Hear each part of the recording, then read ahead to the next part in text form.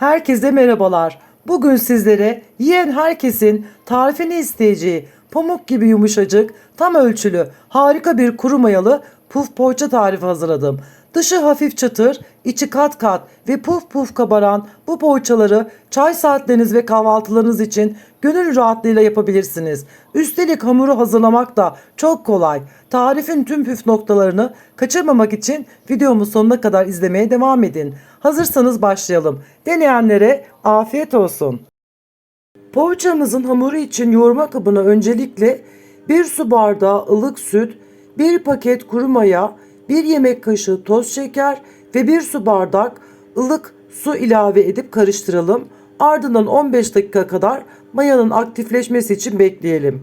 15 dakika süre sonunda 2 tatlı kaşığı tuz, 1 su bardağı sıvı yağ ve 1 adet yumurtanın beyazı ilave edilir. Hemen ardından azar azar unlarımızı ilave etmeye başlayalım. Poğaçamıza toplamda 6 su bardağı un kullanılmıştır. Fakat 6 su bardağı unun tamamını birden boşaltmayalım. Azar azar kontrollü bir şekilde ara ara karıştırarak unu hamura yedirerek eklemeye devam edelim. Sürenin sonunda 6 su bardağı unumun tamamını kullandım ve başlayalım yoğurmaya. Ne kadar güzel yoğurursak o kadar güzel hamurumuz olur ve poğaçalarımız da o kadar lezzetli olur arkadaşlar. Ele yapışmayan yumuşak kıvamlı bir hamur elde ettikten sonra üzerini streç film ve temiz bir örtüyle örterek hamurumuzu 50 dakika mayalanmaya bırakalım. Mayası gelen hamurun üzerini açalım ve elimizle güzelce havasını aldıktan sonra un serptiğimiz tezgaha alarak toparlayalım. Daha sonra hamurumuzu önce 4 parçaya ayıralım, ardından her bir parçayı 5'e ayırarak 20 eşit parça elde edelim.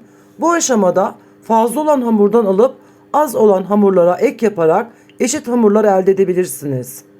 Poğaça tarifim fırından yeni çıkmış gibi yumuşacık, içi puf puf kabaran tam ölçülü bir tariftir arkadaşlar. Mutlaka yapmanızı tavsiye ederim. Kahvaltılarınızın, çay saatlerinizin ve gün menülerinizin gerçekten vazgeçilmezi olacak bu tarif.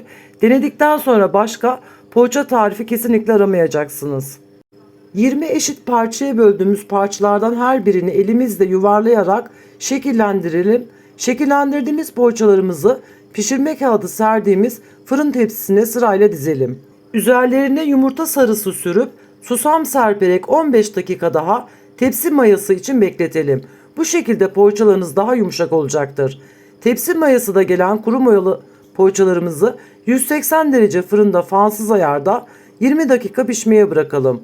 Güzelce kabaran ve pişen puf puf poğaçalarımız oda ısısına geldikten sonra servise hazır. Deneyecek olanlara afiyet olsun. Umarım tarifimden memnun kalmışsınızdır.